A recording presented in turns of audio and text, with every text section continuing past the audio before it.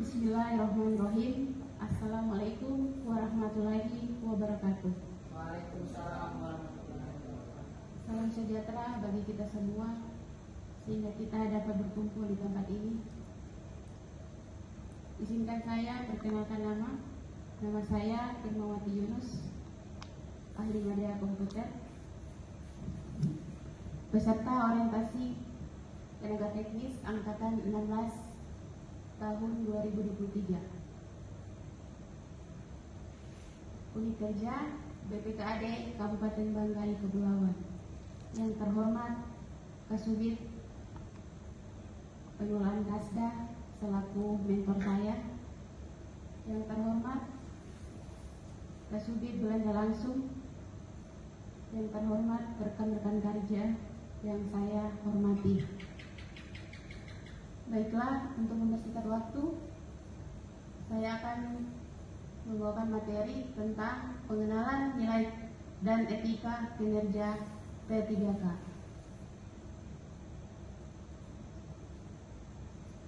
Yang pertama, dasar hukum. Yang pertama itu Undang-Undang Nomor 5 Tahun 2014 tentang Aparatur Sipil Negara telah diubah dengan Undang-Undang Nomor 20 Tahun 2023. Kedua, Peraturan Pemerintah Nomor 49 Tahun 2018 tentang Manajemen P3K Pasal 39 sampai 44 tentang pengembangan kompetensi.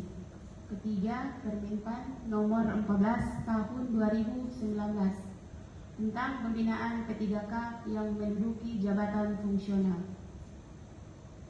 Selanjutnya, Perpres Nomor 38 Tahun 2020, Perpres Nomor 38 Tahun 2020 jabatan yang diisi oleh P3K.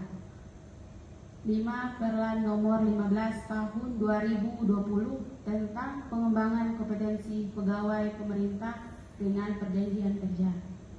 6. Perlan Nomor 289 Tahun 2022 tentang pedoman orientasi pegawai pemerintah dengan perjanjian kerja. Kondisi manajemen P3K. Yang pertama itu pelayan sektor publik umum sepenuhnya berkualitas dan memuaskan publik. Kemudian kondisi manajemen ASN saat ini masih lemahnya sistem birokrasi.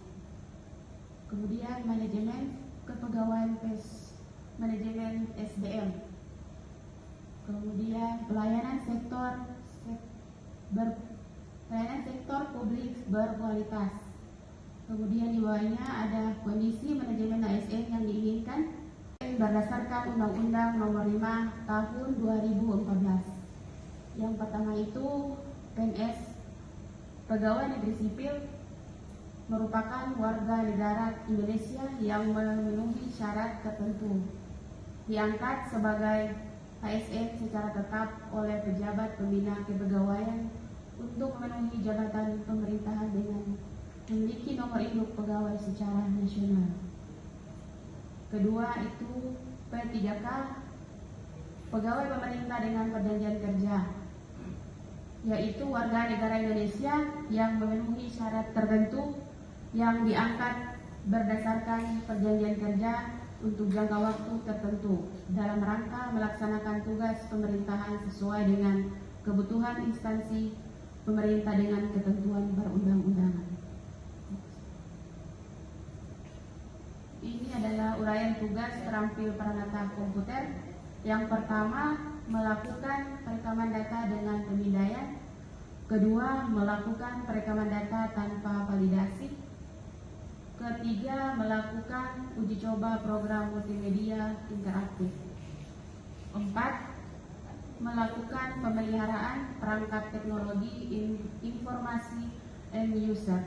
5. Melakukan verifikasi perekaman data. 6. Melakukan pengadaan data. Dan yang ketujuh, melakukan kompilasi data pengolahan. Dan yang kedelapan, melakukan pencatatan infrastruktur teknologi informasi.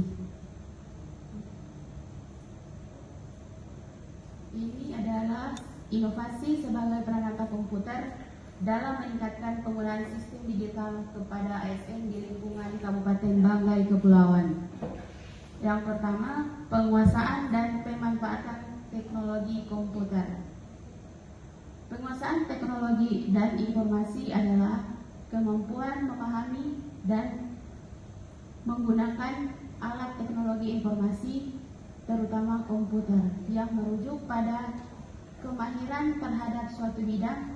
Pemanfaatan teknologi informasi merupakan manfaat yang diharapkan oleh pengguna sistem informasi dalam melaksanakan tugasnya atau perilaku dalam menggunakan teknologi pada saat melakukan pekerjaan.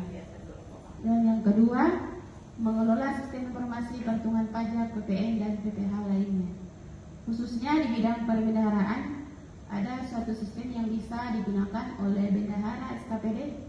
Ketika memasukkan nilai suatu kegiatan, maka akan muncul hasil perhitungannya.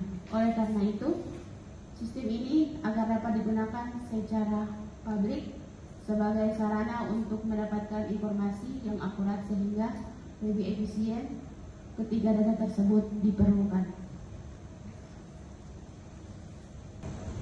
Dan dengan mengucap Bismillahirrahmanirrahim, saya luncurkan Core Values ASN berakhlak dan Employer Branding ASN bangga melayani bangsa.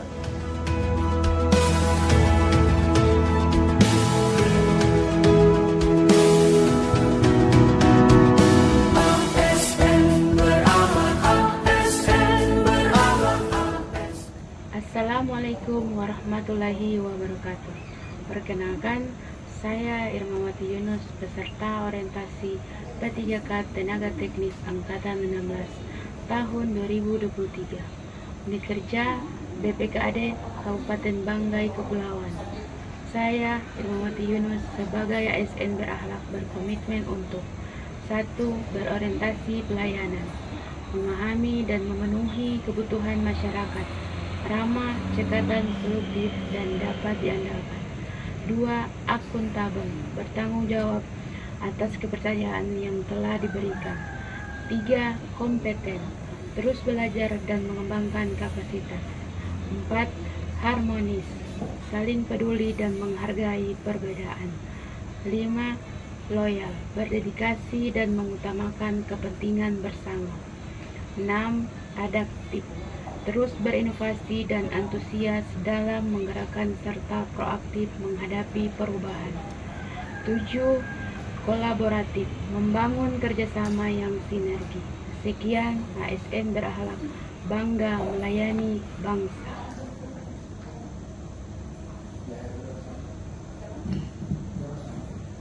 Baik, itulah materi yang saya bawakan.